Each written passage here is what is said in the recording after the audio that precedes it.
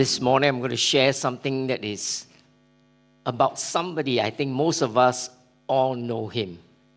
One way or another, those of you gone through Bible school, Sunday school, whether you have read on your own, this is a very familiar person.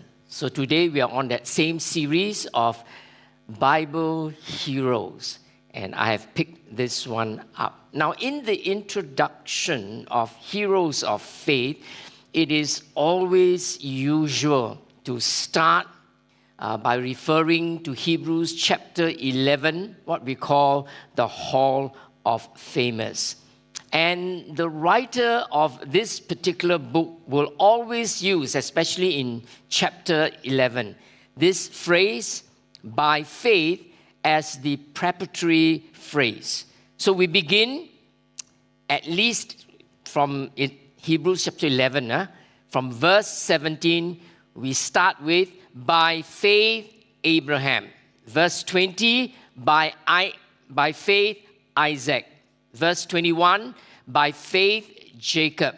Verse 22, by faith, Joseph. Verse 24, by faith, Moses. Next should be, by faith, who? After Moses? Joshua. Wrong. It didn't say, by faith, Joshua. Listen to what it says here in verse 30. By faith, the walls of Jericho. Move away from person right now to the event called the tumbling down of the walls of Jericho. So in verse 30, by faith, the walls of Jericho fell. Now, of course, this was an oblique reference to Joshua, but not in the same way as the preceding 5 men. And then in verse 31, the writer returned to his usual stylistic writing of by faith. And this time, think of the candidate. So after Joshua, by faith wasn't a man of fame, but a woman of disrepute. And that Pastor Cat preached on. That is, it says, by faith, the prostitute Rahab. And after this, very strange, he moved away from his modus operandi. And in verse 32, he says, what more shall I say? I do not have time to tell about Gideon, Barak, Samson, Jephthah, David, Samuel, and the prophets at El. And in verse 40, he simply said this, God had planned something better for us. This cryptic statement, God had planned something better for us, needs some observation.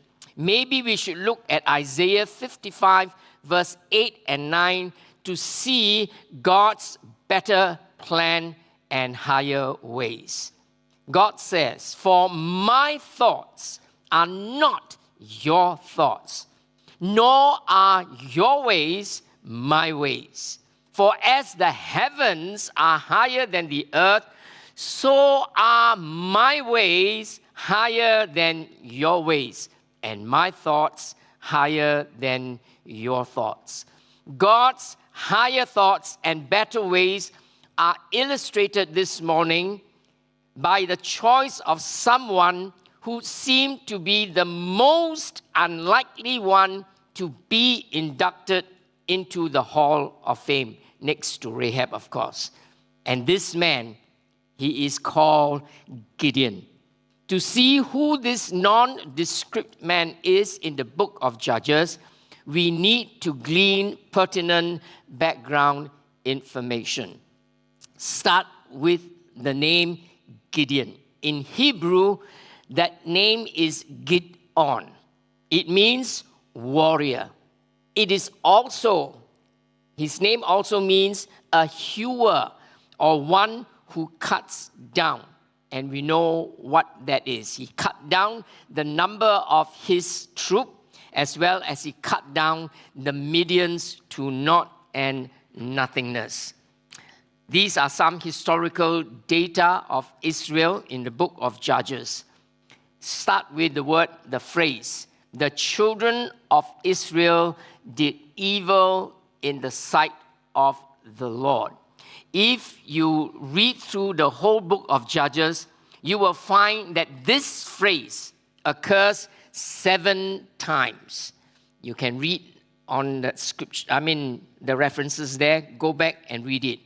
Now, it marked the 7 cycles of evil Israel and her people perpetrated. Each time the cycle repeated, God would lift his hand and then gave them over to their enemies, and always ending in bondage, in slavery, and in oppression. But despite this disobedience, God still heard their cry and raised up godly leaders and prophets and judges to bail them out, simply because they would cry unto the Lord. And if you read through the book of Judges, there were 12 leaders that God actually raised up for Israel. These are the 12: Othniel, Ehud, Shamgar, Deborah, Gideon, Tola, Jair, Jephthah, Ibzan, Elon, Abdon, and Samson. Now in Judges chapter 6 verse 1 we read, again the children of Israel did evil in the sight of the Lord. This again signaled the 5th cycle of Israel's backsliding.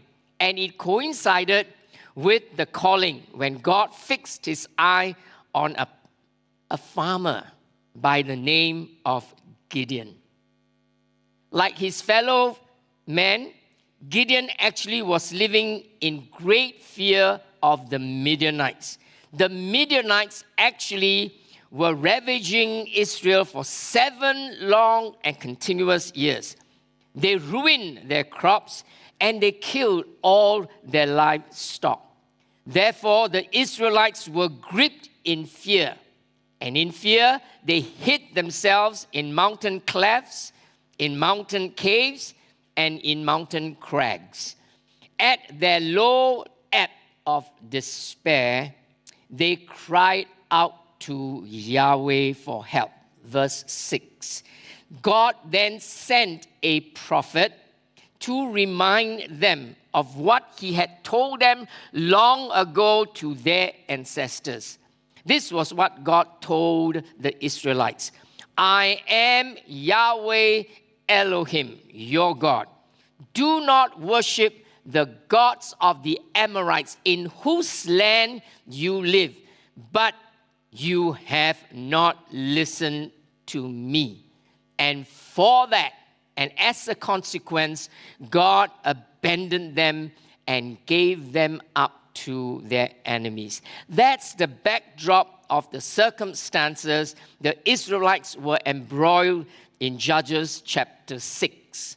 This and the next 2 chapters frame the storyline of Gideon in my sermon. So I will share 4 episodes in this story. Episode 1, God called Gideon. Episode number 2, Gideon tested God.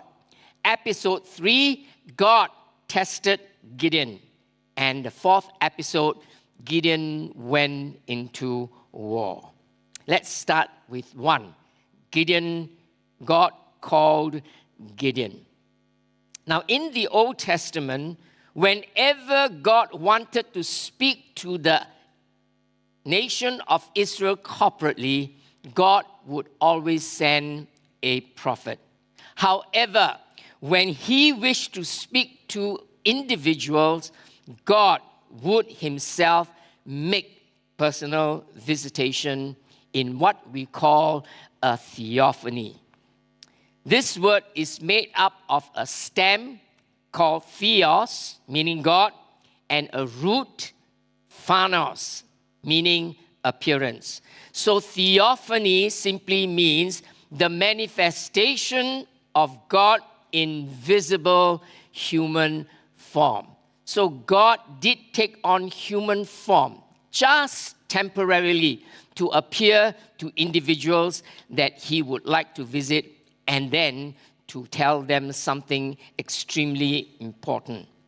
So he often appeared in the Old Testament in theophany as the angel of the Lord. Notice the definite article, not an angel of the Lord, but the angel of the Lord. And theologians opined that the angel of the Lord was Christ in his pre-existent state, as evinced by Jesus' own declaration in John chapter 8, verse 58. This was what Jesus said to the people. Very truly, I tell you, before Abraham was born, I am.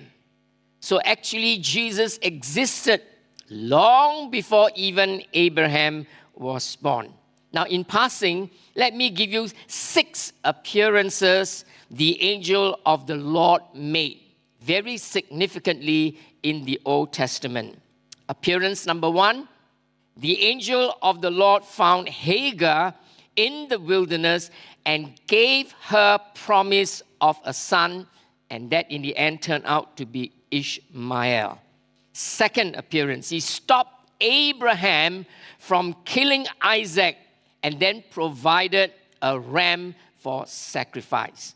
Third appearance was to that great deliverer called Moses, and he appeared in the burning bush and told Moses that he was the God of Abraham, the God of Isaac, and the God of Jacob. And finally, he even disclosed his name as I am that I am.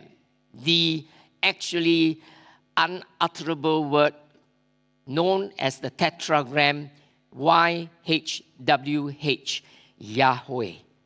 Fourth appearance, he commissioned Gideon and performed a spectacular miracle for him.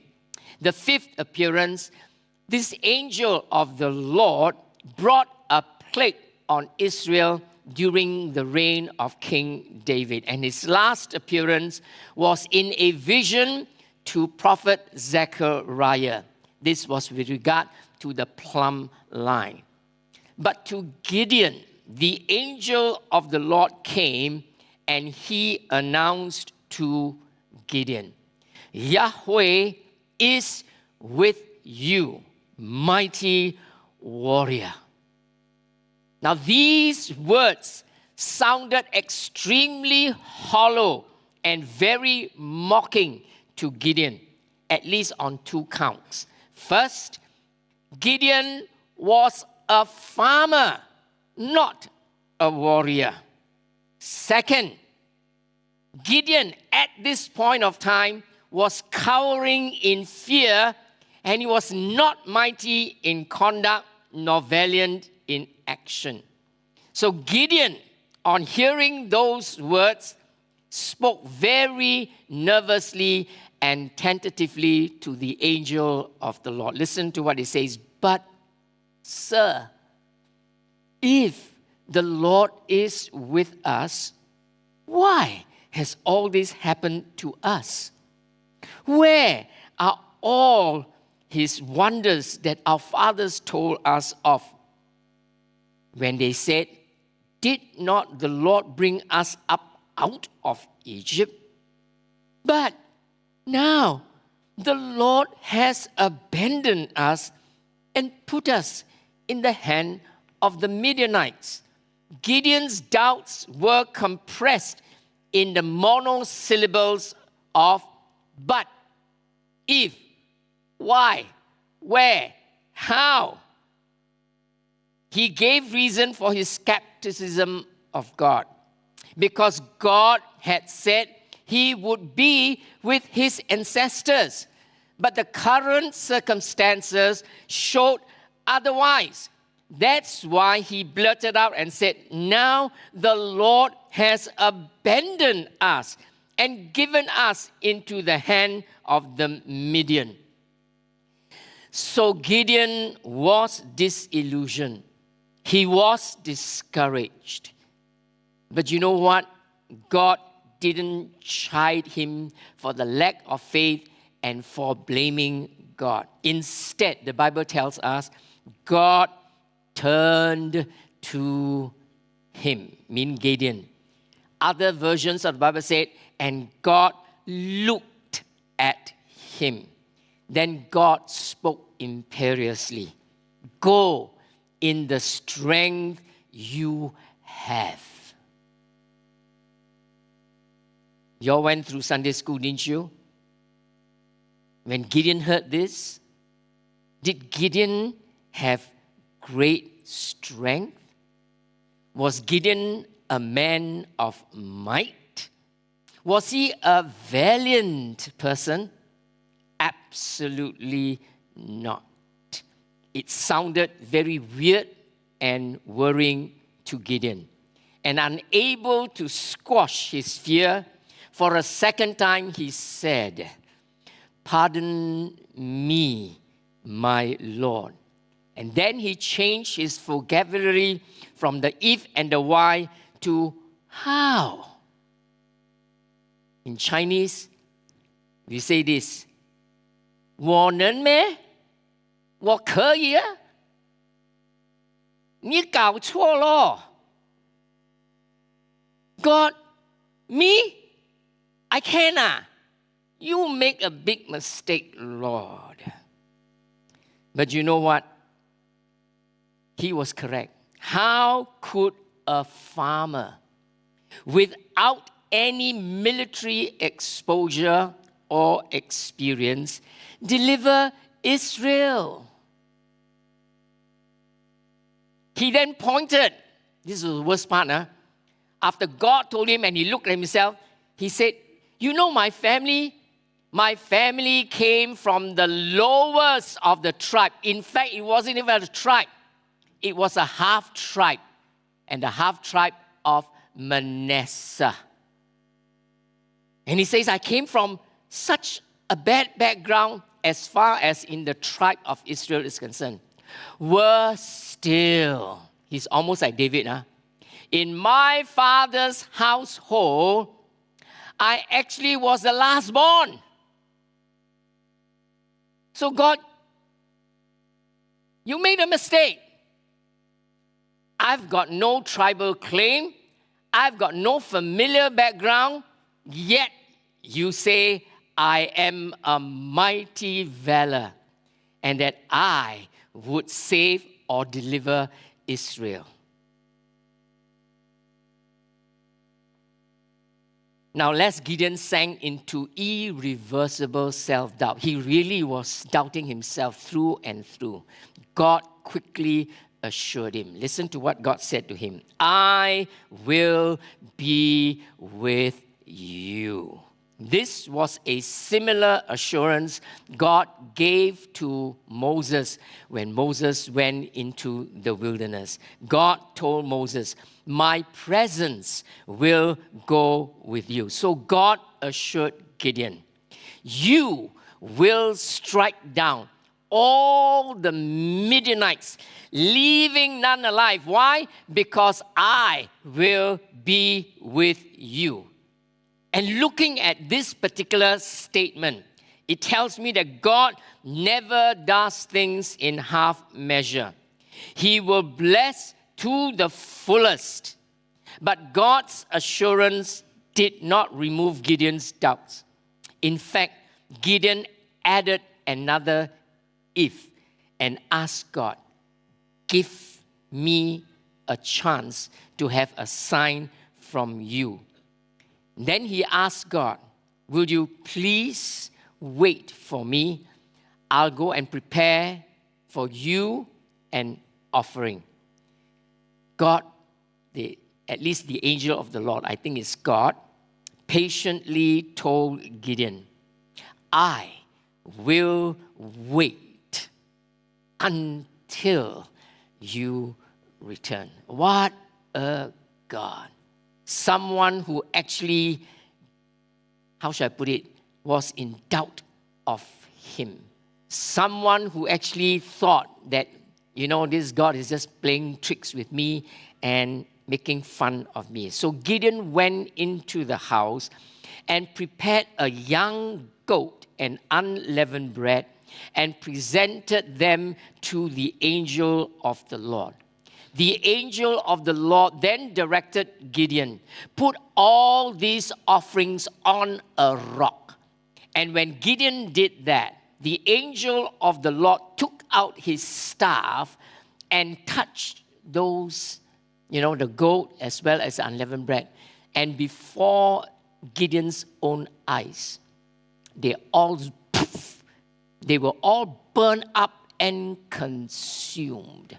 As soon as that happened, like in a drama, the angel of the Lord just disappeared, left Gideon alone, wandering and in terrible fear.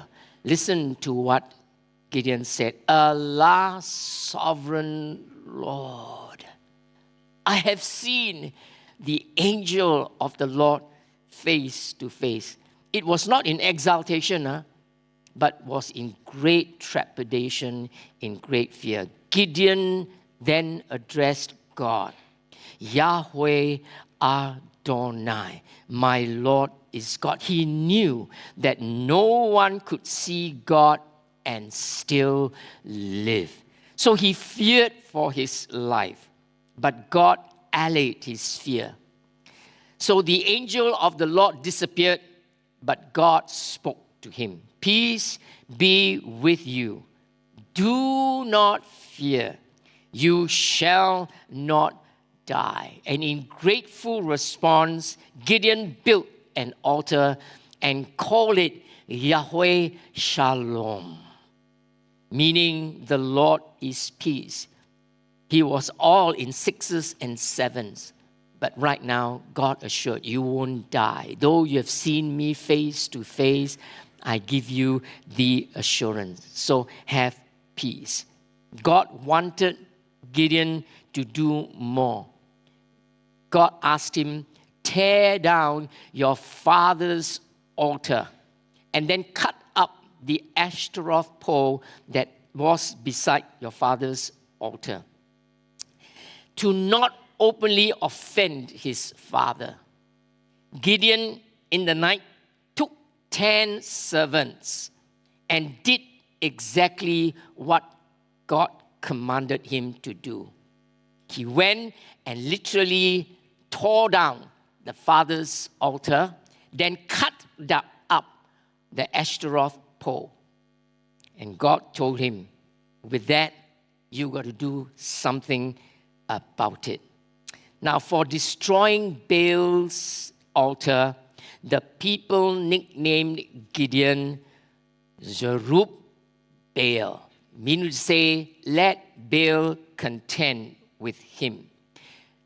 Now, I would have thought that after this, Gideon should have faith to fight the Midianites. But I am very wrong, because Gideon recoiled in diffidence. And that leads me to episode number 2. And that is Gideon testing God with 2 requests. Before we move on, let's be clear about this. God doesn't allow us to test him. Deuteronomy 6:16, Moses told the Israelites, do not test the Lord your God as you did at Massah. The test in the wilderness was the Israelites questioning God's presence and God's provision. Gideon's testing, however, wasn't on the same footing. In fact, all Gideon wanted was God's assurance that he actually did get a direct commission from God to lead Israel in a most challenging fight against the Midianites. And for that, God acceded to Gideon's request by way of test. God wanted to bolster, God wanted to boost Gideon's faith. So here are the requests of Gideon. Request number 1, if you will save Israel by my hands as you have promised, look, I will place a wool fleece on the threshing floor. If there is dew only on the fleece and all the ground is dry, then I will know that you will save Israel by my hand as you said. Now, for this to happen, it really requires a miracle. The law of nature must be suspended, just as God did for Joshua in stopping the sun. Now God got to do something miraculous. That in the same place, one will be dry, the other will be wet, side by side. How can this be possible? Humanly speaking, impossible. So after asking God and testing God with this, at night, Gideon put a wool fleece on the floor of the father's winepress. And he rose up very early in the morning, thinking for sure this can never happen. How can this happen? But listen, the chronicler wrote, this is what happened. In other words, the fleece was drenched. The surrounding area was bone dry. Trivial question, Bible quiz. How drenched was the fleece? Do you all know? Bible said Gideon took that fleece, squeezed it first, not enough, Then the Bible says he wrung it. And when he did that, there was a bowl full of water. It's not our small bowl. Back in those days, the bowl is like that. If you go Chinatown, you see the Chinese eating, that bowl, impossible to finish. One big bowl, they can order 2 big bowls. So here is squeezing the fleece into this bowl, and it was totally full. Friend, God did a mighty miracle that day. Despite God answering Gideon's request in precise fashion as requested, Gideon wasn't 100% sure of God's call. So he peevishly petitioned God. And that is request number 2. He said to God, don't be angry with me. Let me make just one more request. Let me one more test of the fleece. But this time, make the fleece dry and the surrounding ground wet. I want you to see Gideon's attitude. It was in contrition with full humility. There's no petulance in his behavior. Neither was there belligerence in his conduct. What we see here is imploration in speech, begging God for just one more request. In fact, he used the word one last one. God, ever so gracious. Okay, Gid, if that's what you want, that's what I'm going to do. And so, what happened? The Bible said, God did so.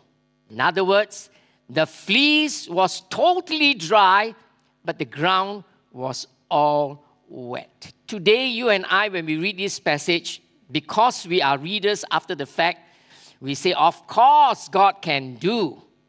But if you are stuck in a very, very dire situation, maybe some of you are going through that, can you say, surely can, God is for all things possible?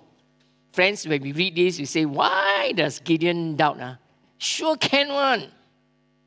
When you are in that situation, I tell you, you will probably doubt and doubt terribly because you say this is humanly impossible, but you never think of God as being the God of the impossibility. So in your mind, so when you petition, you actually petition like, tikam lah.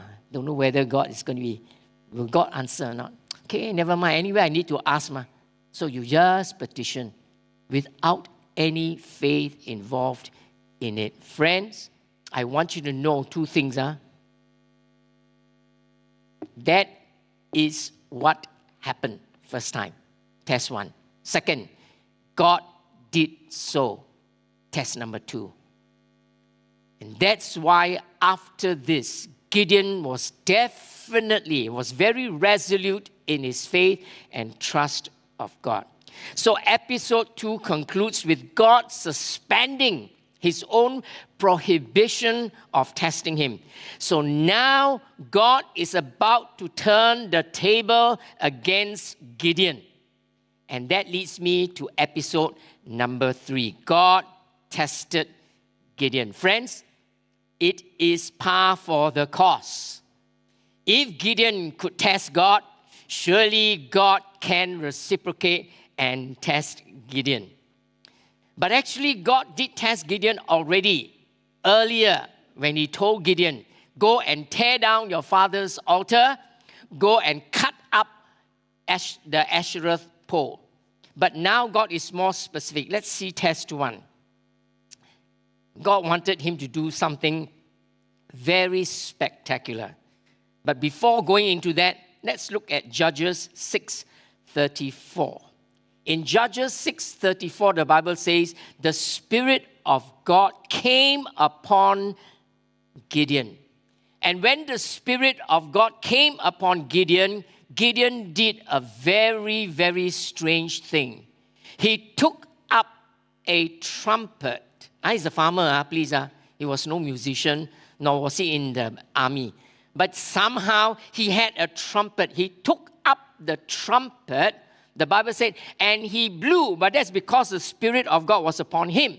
And he did that in response to God's Spirit descending on Gideon. Note what happened. The moment he blew the trumpet, the Bible said, men from Manasseh, from Asher, from Zebulun, and from Naphtali, they all came in response to the trumpet call. How many turn up? 32,000 men came in response. Now, in Judges chapter 7, verse 2 to verse 3a, because of the gathering of the 32,000 men, God told Gideon, you have too many men for me to deliver Midian into their hands. In order that Israel may not boast against me that her own strength has saved her, announce to the people, anyone who trembles with fear may turn back and leave Mount Gilead. The sad commentary follows in verse 3b. 22,000 men left. Meaning to say they were actually trembling in fear. And so there were 10,000 men who stayed behind with Gideon. What a test, from 32,000 to 10,000. So God whittled that number down. Think about it now. So right now they have got 10,000 Israelites. But there were 135,000 Midianites. Michelle, you are good in numbers. What is the ratio? 1:13.5. What an odd. One Israelite and all of them were not warriors. They were all foot soldiers. There were no horses, no camels. But for the Midianites, there were horses, there were camels, and they were all spear-wielding soldiers. And their fame was well known if you read the Old Testament. So 1 foot soldier versus 13.5 spear-wielding, camel-riding warriors. Who will win? If right now there is a durian rolling and there's a cucumber coming, and when you think all the thorns of the durian will all break up. Sorry lah, this durian will quash the cucumber. So when you think of that 1 Israelite versus the 13.5 Midianites, for sure, hands down, the Midianites will win. Still, listen, God gave why He wanted to reduce His number. He said, just in case Israel boasts, it's their number. 10,000 fighting 135,000. To God, wow, that is still too big. I want you to know that in God's eyes, the victory was already won. When the victory is secured, Israel will boast with the number. So in God's mind, victory was already won. Test number 2. God wanted to further pare down this 10,000 men, the number of which was still too big for God. So God directed Gideon, bring them to the water margin. There, God used the word, I will sift for you who should join you and who should not. The 10,000 came to the edge of the water. Stranger, 9,700 of them knelt and began to lap like dogs. That's what this 9,700 did. But 300 bent and scooped the water and drank from it. God said, Gideon, tell the 9,700 to go home. I only want 300 people. By ratio, again, Michelle, 300 to 135,000. So I use my calculator. 1 is to 450. If I were Gideon, how to go to battle with all these untrained soldiers? It's almost like us, if really there's a real war coming. Wow, you call all the Singapore Peng to fight against, let's say, North Korean army. I tell you, we're gone. Maximum we have at any one time. How many men? Half, let's say, population. 2 million? Let's say 2 million of us, 2 million men. Very untrained one, most of us, especially nowadays, the new peng, walao eh. Cannot do one. 1 is to 450 trained, strong, mighty, intrepid warriors. Sure, hands down, a failure. But that sounds, at least to us, we think it's ridiculous, we think it's ludicrous. But for Gideon, in the end, it turned out miraculous. And that's why God wanted it. When I win, it's because of my miraculous intervention. So God was satisfied with the 2 tests He set Gideon. And Gideon passed with distinction. And that we conclude episode 4 now. Gideon went to war.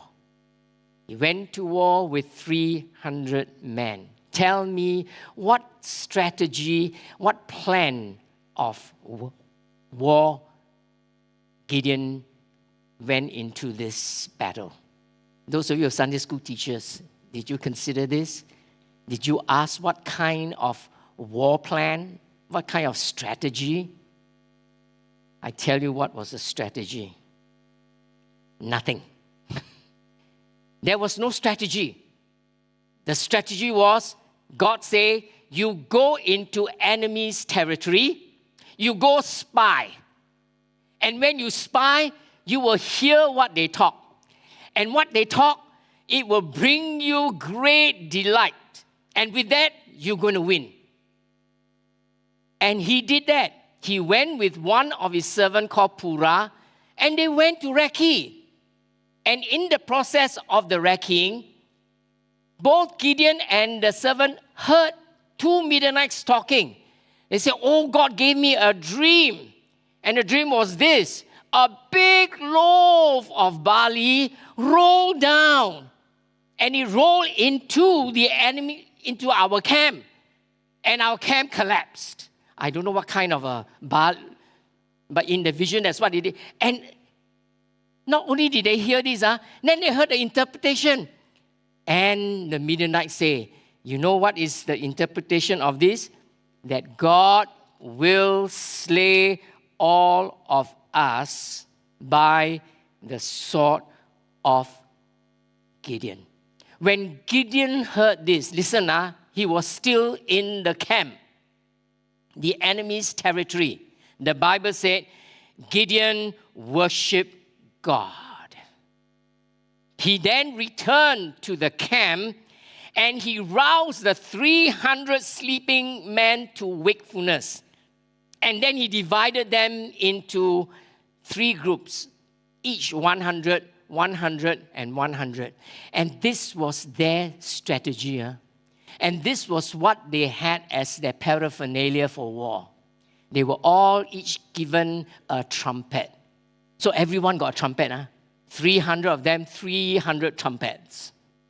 Then gave them an empty jar. And they all got this empty jar. And then Gideon gave them each a torch. Put the torch into this jar. Then watch me, That's what Gideon said. Watch me as I lead you all into battle. Whatever I do, you follow. So Gideon went by night, into the army, the enemy's territory. And all Gideon did was, as he stood up there in the sight of all his men, 300 of them, he blew the trumpet, and in unison, 300 trumpets blared out, the loudest they could that night. Then Gideon smashed his jar. All of them also smashed the jar, took out the torch, lighted it, and waved and shouted, a sword for the Lord and for Gideon. The Midianites heard that. They sprang up, came out of their tent, and they saw these 300 floating eerily, the torches. So they saw in the night that he goes. They were all in confusion, plus the sound they heard, plus the sword of Gideon. The Bible said they mistook their friends for foes. They began to kill each other the moment they came out of the tent. And by that, all of them were killed, except for 2 leaders, one by the name of Oreb, the other by the name of Zeb. But Gideon's men decapitated them, took their heads back to Gideon. And that reminds us of Judges 6:16, when God gave his resolute undertaking, I will be with you. You will strike down all the Midianites, leaving none alive. Did this happen? It happened as the chronicler recorded. What can we learn from this story? 1, God sees potentials. Gideon saw himself as a nobody a frightened farmer. But God saw him as somebody, a mighty warrior. True to God's vision, Gideon won a resounding victory through God's supernatural intervention. Friends, it matters not what the world sees of us. What matters is what God sees of you. And God, when He looks at us, He sees us as joint heirs with Christ. He sees us as mighty soldiers of the cross. He sees us as being fitted with the full armor of God to fight not only Satan, but all the authorities, powers of darkness, spiritual forces of evil in the heavenly realms. Friends, God sees us as conquerors. Second lesson, God works with small beginnings. He delights to turn small beginnings into big endings. In Zechariah chapter 4, verse 10, we are told, "Do not despise these small beginnings, for the Lord rejoices, and He will work with all the small things we have." Gideon's small troop of 300 foot soldiers with short swords probably, but we are told none of that. Only trumpets, jars, and torches overcame 135,000 spear-wielding, camel-riding warriors. And it was God who wrought this victory, because we read in Judges 7:7, God told Gideon, "With the 300 men that leapt, I will save you and give the Midianites into your hands." Same too in Jesus' hand. When the 5 loaves and 2 fish were given, Jesus multiplied the provisions till He could feed 5,000 hungry people with 12 basketfuls remaining. This is God. When God wants to secure a miraculous triumph of victory, He will do it supernaturally and to the greatest. Third lesson we can learn: God never does things in half measures. If our earthly fathers know how to give us good things, how much more God, Abba Father, will give to us. The Apostle John says this, "Behold, what manner of love the Father has bestowed on us, that we should be called the children of God." Now the NIV translate "has bestowed" as "has lavished." God has lavished on us. It means to say, when God gives, He gives in super abundance. God is not a stingy God. God is not only just a generous God, but God is an over-generous God. You remember what He told the people in Malachi? "If you dare to tithe and give to me, I let you test me. See whether I will not open the windows of heaven, and I will pour out a blessing in such a way that there will not be enough room in your heart to contain it." That is our God. Friends, the fourth lesson we should learn is to trust and obey God. Gideon wasn't wrong in his self-analysis. In fact, he was right to say, "How can I save Israel?" After the test, he trusted God and he struck down all the Midianites. In and of himself, Gideon could not. But with God, he could. Friends, with men, many things are impossible. But with God, all things are possible.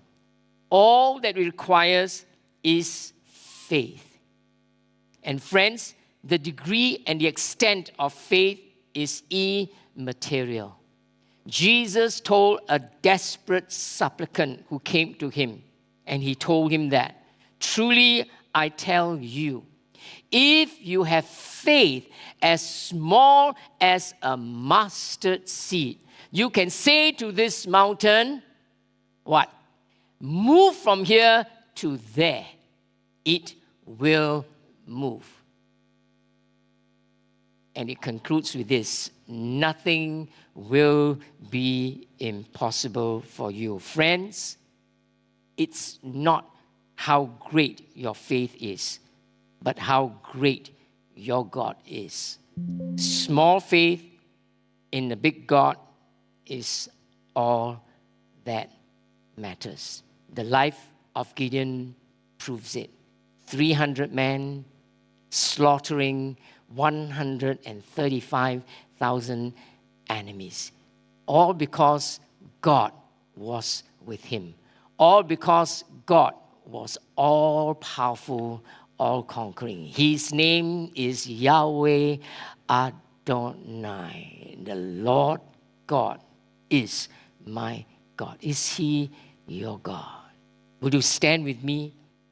And as we close, let's close with this wonderful song called Great is the Lord. Not how great your faith, not how great you are, but how great this God is. And He is most worthy of praise. The city of our God, the holy place, the joy of the whole earth. Great is the Lord, in whom we have the victory. He aids us against the enemy. We bow down on our knees, and with that, we say, Lord, we want to lift your name on high. Lord, we want to thank you for the works you have done in our life, and thank you for your unfailing love. Let's sing this as a prayer to the Lord. And let faith rise in your heart in this great God.